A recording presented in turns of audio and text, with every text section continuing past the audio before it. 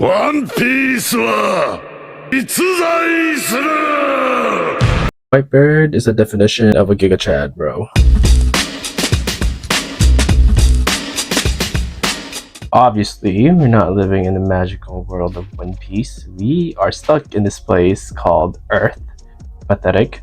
What we can do, however, is to get hit by another Giga Chad, Truck-kun, that can potentially transport us into, hopefully, in the world of One Piece and not some messed up anime world. So in this video, we will try to get hit by a truck. Just kidding. Please don't. Either ways, jokes aside, we will try to transform this jar into an island that harbors one of the red poneglyphs. As I mentioned, this jar we're going to be using to build our own terrarium. So here's the vision of our One Piece inspired terrarium island. So I'm going to quickly sketch out the idea. Don't mind that, that's a jar. So first we have our false bottom, which is our rocks. This acts as a drainage system, and on top of that we'll add in a mesh. I didn't get to mark it, but in between the substrate and the false bottom you need a mesh to act as a barrier so that your substrate doesn't like fall into the bottom of your jar. And from there, the substrate is essentially your soil. This acts as a foundation for your plants. So what I'm thinking is we'll just add in some plants to make it look like an island. I was thinking of like emulating the Zoe Island, which is really vibrant forest. So, but let's get to like the plants later. So the idea is that the red poneglyphs is going to be our highlight, which is going to be our hardscape, which serves as a focal point for our terrarium. For the plants, thinking of adding in some moss. This gives like a little greeny feel.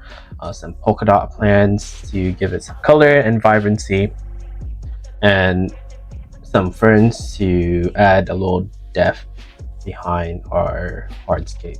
The jar that I bought, the knob is detachable, so I'm thinking of running down a wire, adding in some LED lights and a switch so we can manually turn it off and on. So yeah, this is the vision, so let's attempt to bring this concept to life. Okay, so here's our vision, right? So we have our rocks. We got our jar. We got our rocks ready. I bought these pebbles in my local dollar store.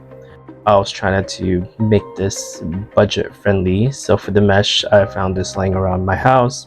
The substrate, which is the soil, I went to my local nursery, and luckily they have a soil ready for me for a terrarium build.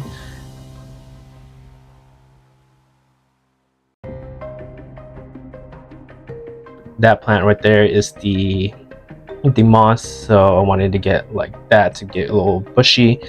I'm just taking them out from their original potting. This is the ferns, to give it a little depth.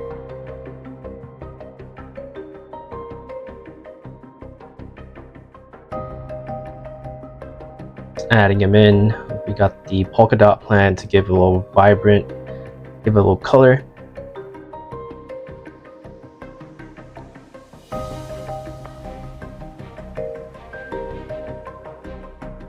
So I could not really find a pre-made poneglyph online. Most are pretty big for our build.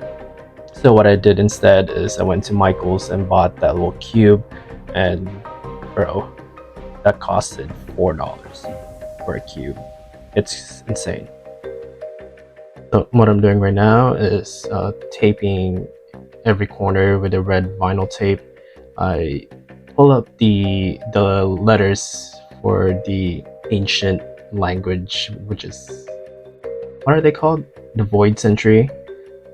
Only Robin can decipher them, so I'm just taping every corners. I was just gonna write it via marker and trim it down. So here's the final result, looking pretty good, I must say.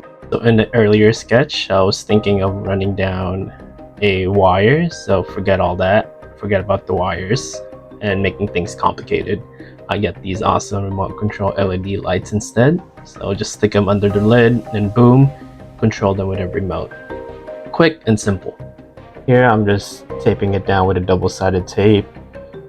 Make sure it works and make sure it doesn't fall off. And yo, this is coming to life. Baby, let's go.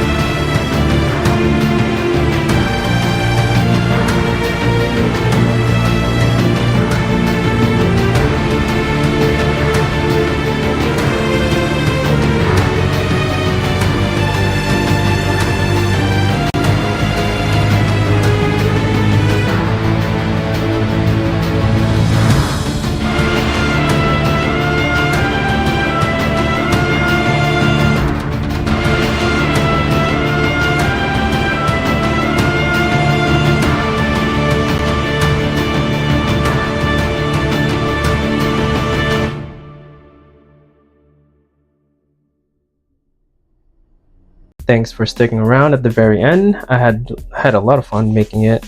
Here's a quick update, and things are still thriving. We have a little sprouting.